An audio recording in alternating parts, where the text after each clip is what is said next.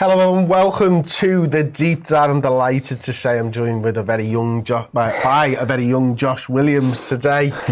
Josh, great to have you back with me on YouTube, mate. We've done an incredible show actually on Red Men Plus there, 50-minute show basically. Long show, yeah. It was good though, wasn't it? We looked at 7 different managers. We've decided we'll do Xabi Alonso for the YouTube show, but if you want to see the pros and cons of Ange Postecoglou, Hansi Flick, Julian Nagelsmann, Roberto De Zerbi, Thomas Frank, Xabi Alonso and Amorim from Sporting, then go over, check out redmenplus.com, get yourself signed up and listen to that podcast if you want, because everything's available in podcast form, or watch the show in video form, up to you. But we're going to look at Xabi Alonso.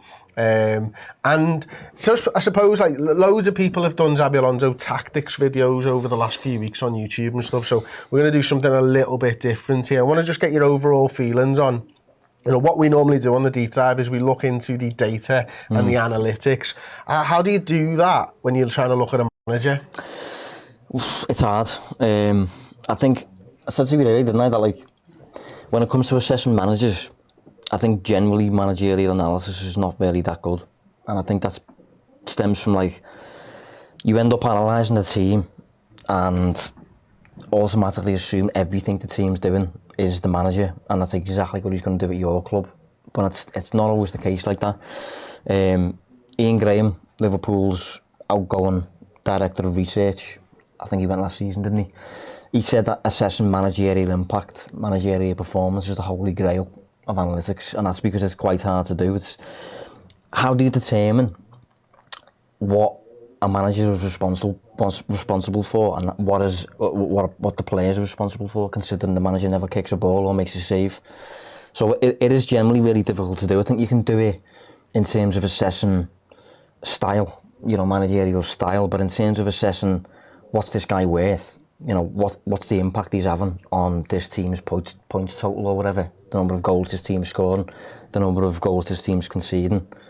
It's really hard to do. One of the things that we can look at with exactly what you've said there is Xabi Alonso took over Leverkusen, was about 18 months ago now. Yeah. 17th in the league. Yeah. Underperforming, you think? Large group of players, still the same. Big outgoings and incomings in the summer. Now they're sat first in the league on a massive unbeaten run. Yeah. I mean, there's your managerial impact. That's your managerial impact, isn't it? When it comes to Xabi Alonso. So where do you want to start with this then? Do you want to talk about his style of play, or do you want to talk about the tactics, or? I do think the concept of a manager it needs to be kind of talked about first. Like I think on Liverpool, in Liverpool, the manager's painted as like a real god, and they've got, you know, the infamous flag on the Kop where they've got like Benitez and Shankly and all them, and I think it's. We do deify our managers. Yeah. But like the data take on managers over the past couple of years, it's kind of like they don't influence as much as you'd think. And for the most part, like certainly at a normal level, you know, if you get rid of a coach and replace him with another, there's not a lot of tangible evidence there to suggest that was worth doing. Usually you get like a bit of a bounce, then a leveling out period, a little bit of a decline. The decline could be caused by just randomness, short-term bad luck or whatever. Pressure from the outside, you get sacked and you start the process all over again. Jurgen Klopp is obviously an outlier in terms of all 3 of his jobs throughout his managerial career, Mainz, Dortmund, Liverpool. It's quite clear that whatever group you give him, he exceeds expectations in terms of what they end up delivering, in terms of expected performance, actual performance, winning trophies and everything. Just special in that sense. But if you look at most managers out there, there's not a lot that do it. I think Guardiola's another one, obviously. But most managers, I think you can group in the same massive cluster as like, they don't really have a positive or a negative impact. They just kind of, it's for the most part, basically what I'm getting at is it's the players. And if you can identify a coach who gets more from a group of players, they're the kind of golden ones that you need to pick up on. I think Alonso so far, it's very early, But he does look really good, doesn't he? Yeah, he does, mate. I mean, I've sort of fallen in love with him over the last 24 to 48 hours of doing research, knowing we're going to do this show and stuff like that. I mean, what I love is there's a clear philosophy there. Much like you, right now, you're seeing a 3-4-3 formation, but what he is doing can be replicated with different numbers. It can be replicated with a 4 at the back and a 3-man midfield and a 3-man attack or whatever. I think when you look at it, and I'd like to shout out a mate of mine, James Alcott, who's done an incredible video on his YouTube channel. If you just type in JLA Alonso, go and watch that. It's about 15 minutes long. It's absolutely superb. And he does the video where it's like, what would Liverpool's team do in the 3-4-3? And I think his ultimate conclusion from that video was they don't have the players that Xabi Alonso does. But if Xabi Alonso were to come into Liverpool Football Club, it wouldn't be the same.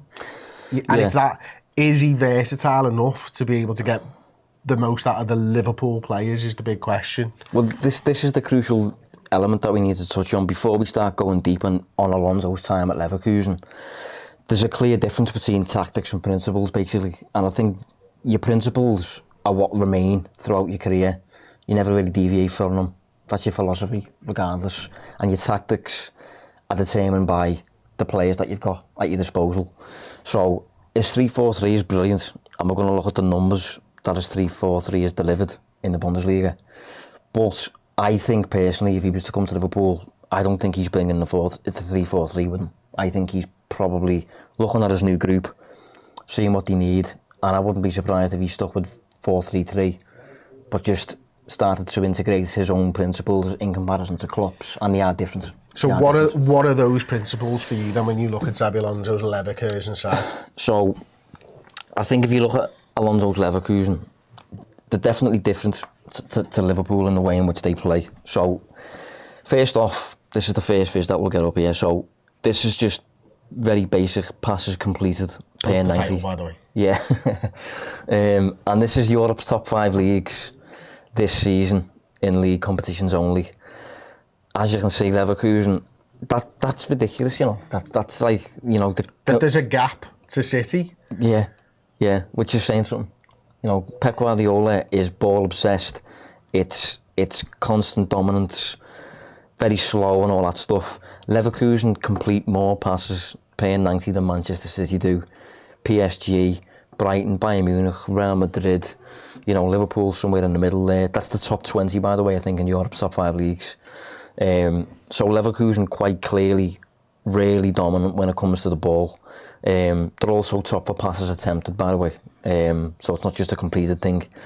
And then I think the next viz is particularly interesting in reference to Jurgen Klopp. Because on the bottom axis you've got the percentage of Leverkusen's total number of passes that they played short. And on the side axis you've got the ones that they played long. This is again Europe's big 5 leagues, and it's 2023 to 24, so it's this season. And as you can see, Leverkusen very much obsessed with short, you know, 5-yard passes basically. You know, about 60% ish of their passes are short, whereas and the fewest percentage of long passes of everybody. Yeah, they just don't do long passes. You know, you're talking under 5%. Probably under 6% of their passes there are played long.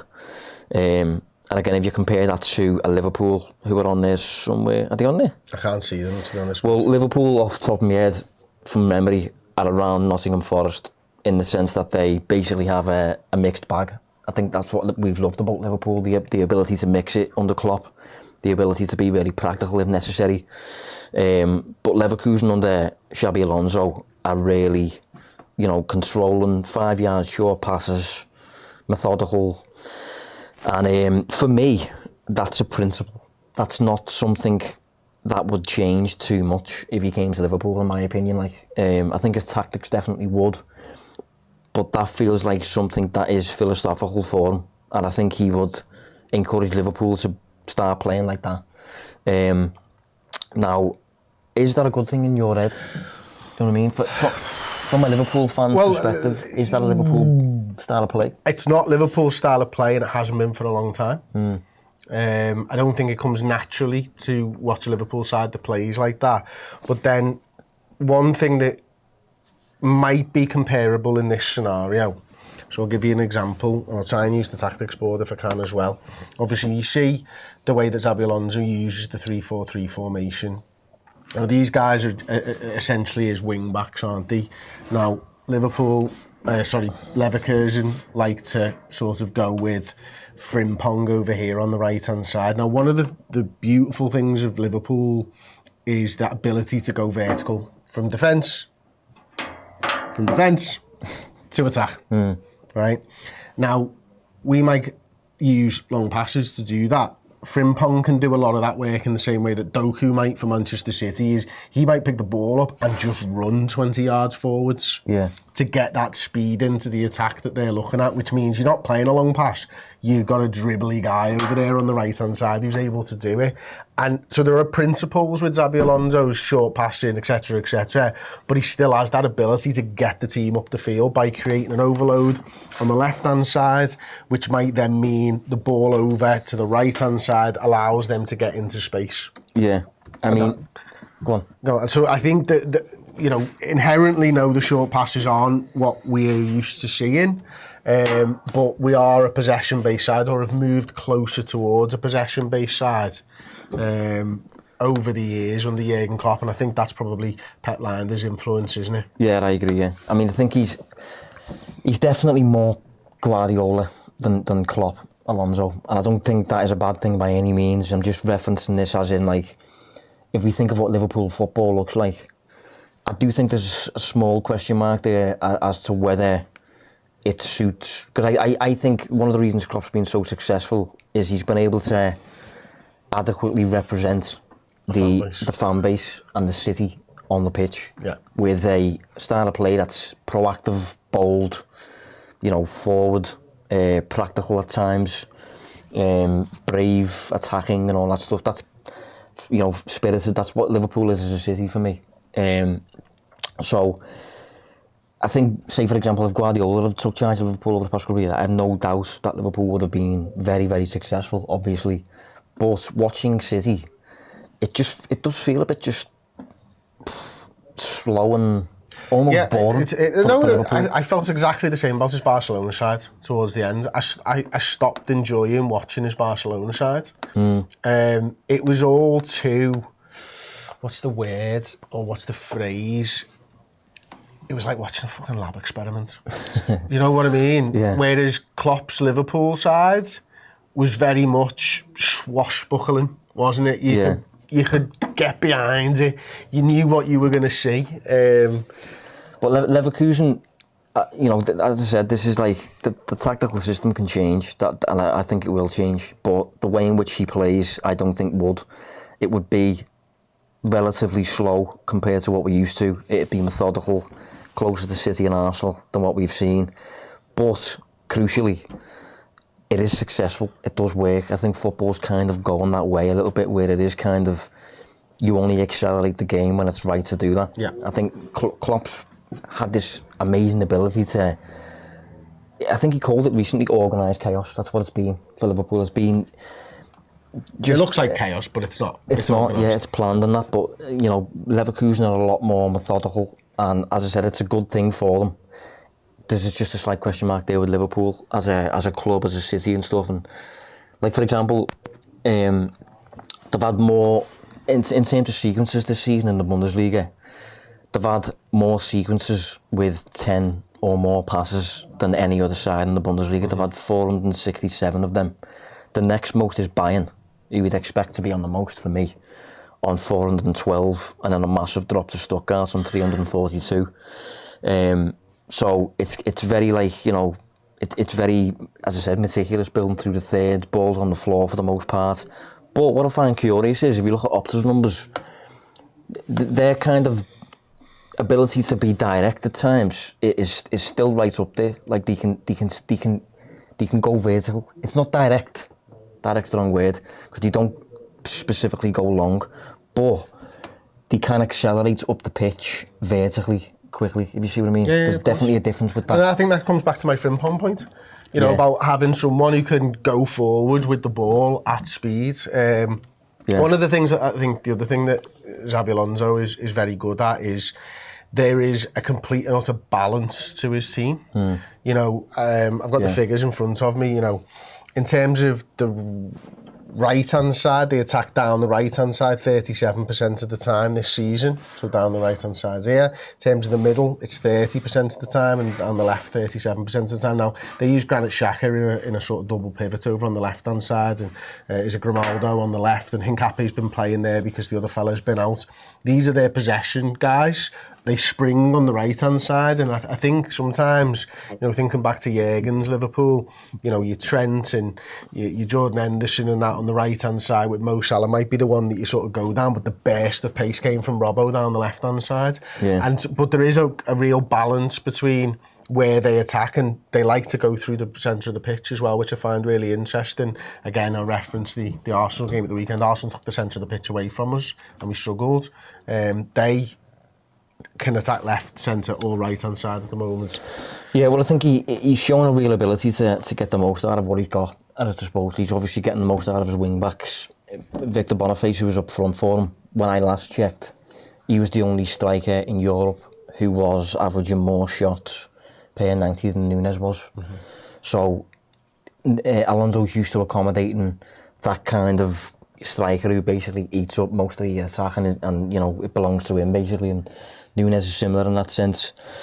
But I think the balance is spot on. I think he's, obviously we're touching on the 3-4-3 here, but he's very fluid with his tactical shapes. Like when they're building up, sometimes Grimaldo will drop in like that, and it'll look a bit more like a 4-2-3-1, to be honest, because Frimpong pushes right yeah, up, doesn't he? It can kind of go a little bit like that, really, where you've got like a 4-2-3-1 if you're talking about formations. But I think if you spoke like that in front of Alonso, I think he kind of rolled his eyes a little bit at the notion of a formation. I think he's very, very fluid, and I think one of the key principles is very similar to Liverpool in that it can quite easily become a 5-on-5. Yeah, but that happens a lot. That's a very modern kind of development that we've seen with the likes of Guardiola, Postecoglou, and coaches like that. They established that bank of five in the attack, and maybe even more like that. Yeah. You know, and that's where their control comes from. And I think it does show up in the numbers, though, doesn't it, Josh, that Xabi Alonso, his Leverkusen side, can attack. Yeah, well, this goes back to the balance. So the balance that he's got at Leverkusen, one of the reasons why they're doing so well, is because they can attack and they can defend both really well. Sounds really simple. Yeah, but that's, when you think about it, right, that's the objective of a coach. Coach your team so that they can be really creative in attack and really watertight in defence. And then if they are, that's kind of the coaching influence on. And that's what you think back to, again, Jurgen's Liverpool. We could attack in 17-18. But when we got Alisson and we got Virgil van Dijk and we started to be able to defend, that's when we started to win trophies. Yeah. So we're going to look at Alonso's attack in the numbers here very quickly. So on the bottom axis, you've got shots per 90. And on the side axis, you've got the non-penalty expected goals per 90, you know, attached to those shots. The best attack in Europe so far this season has been Bayern Munich. And that is partly why I think Bayern Munich will probably end up winning the league, sadly. But again, look at Leverkusen, you know, really mixing it with Liverpool, Manchester City, Real Madrid, Barcelona. The best attacks in Europe. Leverkusen right up there with about 17-18 shots per 90 and about 2 expected goals per 90. They are solid numbers, and that's exactly why he's right up there for the Bundesliga this season. That's exactly why they haven't lost a single game all season in any competition. And then if you pair that with his defence, it's similarly good, really. You know, in terms of the shots he's facing on a per 90 basis on the bottom axis, it's less than 10. You know, it's about 8.5 or so in terms of the shots that he's facing.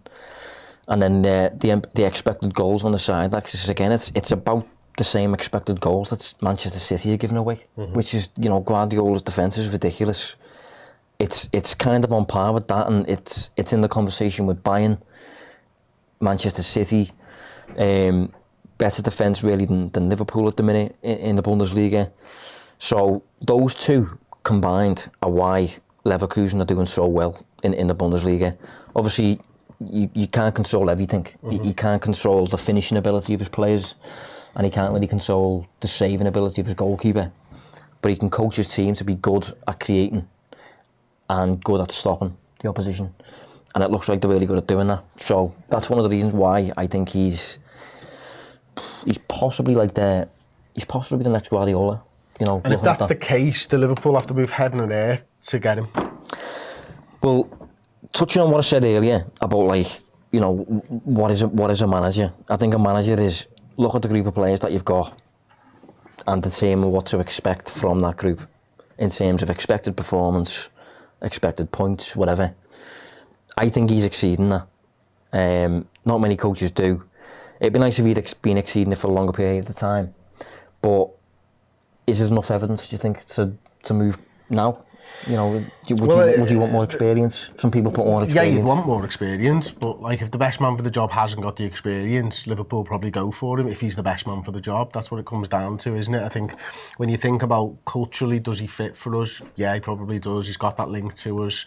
We know he's a Liverpool fan. I think he said years ago that he was going to bring his children up as Liverpool fans.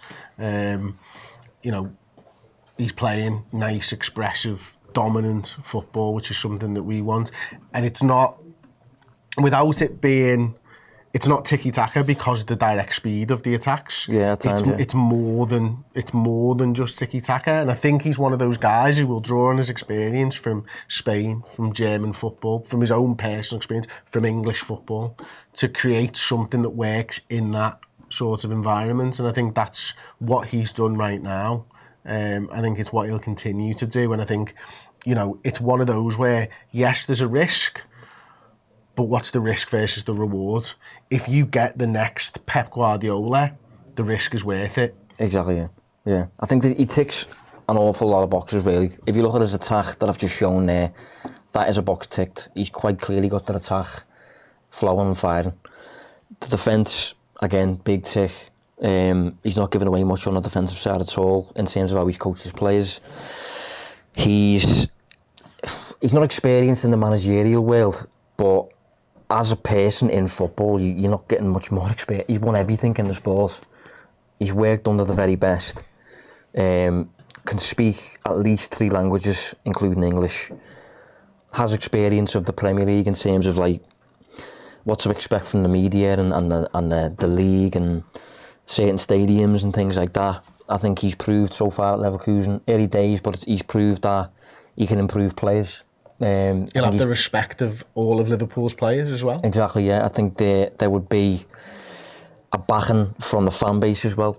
I think that's a difficult thing to establish when you're losing Jurgen Klopp. But I think if you put in Xabi Alonso, I think immediately most fans would be happy with that and want him to do well. You could argue he's probably attainable. I think if he's not attainable, it's because of him. I think it would be on him to decide whether he's ready. The only worry I'd have with that would be Real Madrid recently got Ancelotti to sign a 1-year extension. I would be curious as to why they have done that. Is that because they've spoke to Alonso, offered him it, and he said 1 more year? So if we can't get him, I think it'd be because A, he doesn't think he's ready, and B, Madrid are already lined up for next year. But in terms of all the credentials, there's not many. To be fair, Manchester Real Madrid are taking the mick here because it looks like they're going to have Mbappe and Bellingham, and then I don't know how much truth there is it, but I reckon at some point they're going to have Erling Haaland in that side as well. It's unfair, isn't it? They don't need a manager. I know, yeah. They won't need a manager. Just get Zidane back.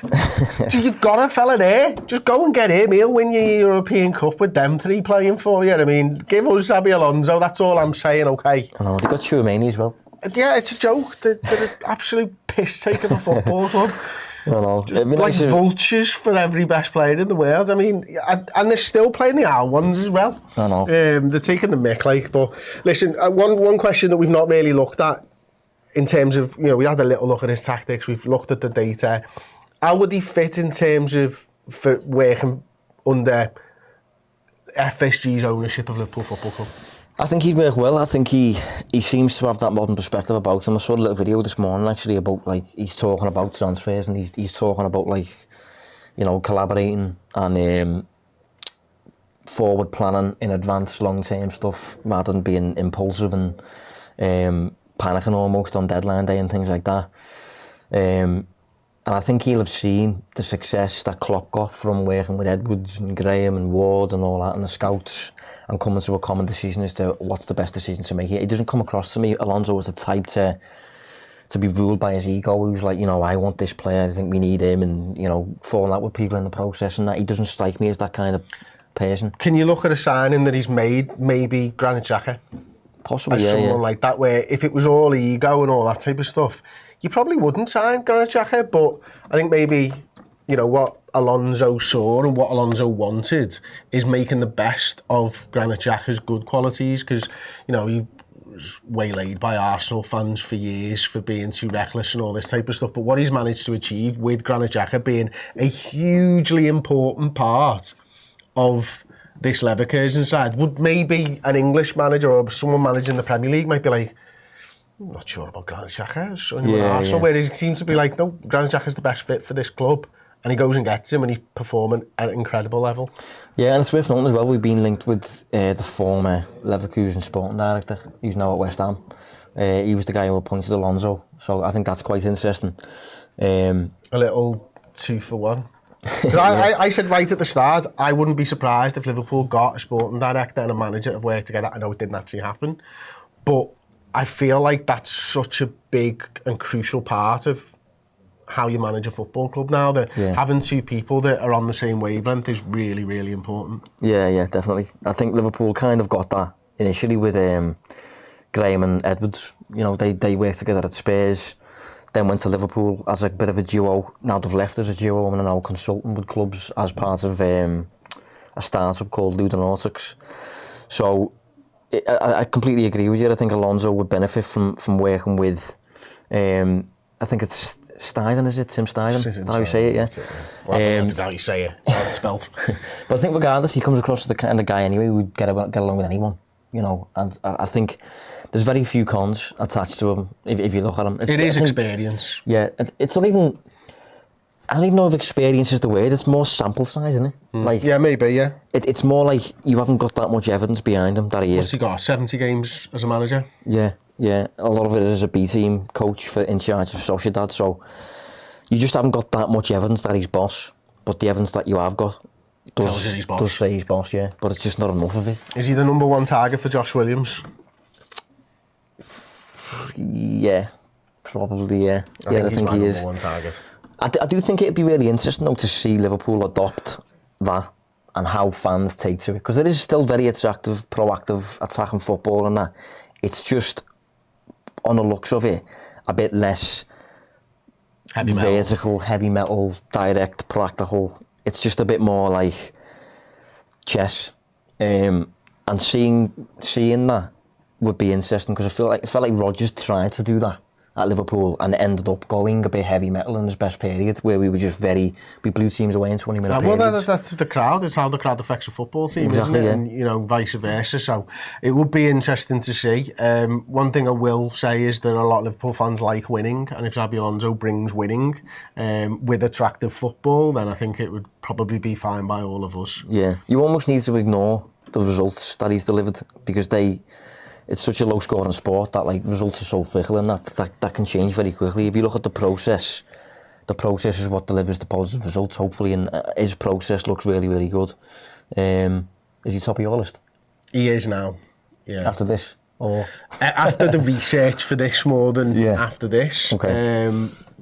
Yeah, I think when you consider who he is, his background, what he was as a player, what he's doing currently, there isn't anyone on the list who's got the success that blows Alonso away. And, you know, if there was someone out there like a Pep Guardiola who's achieved what he's achieved in football versus someone like Xabi Alonso, then I'd go for the fellow with the success as well. But I don't think the names being attached have got the success. Yeah. And so because of that, Alonso fits the bill, because he fits who I think should be Liverpool manager as a person more than anyone else.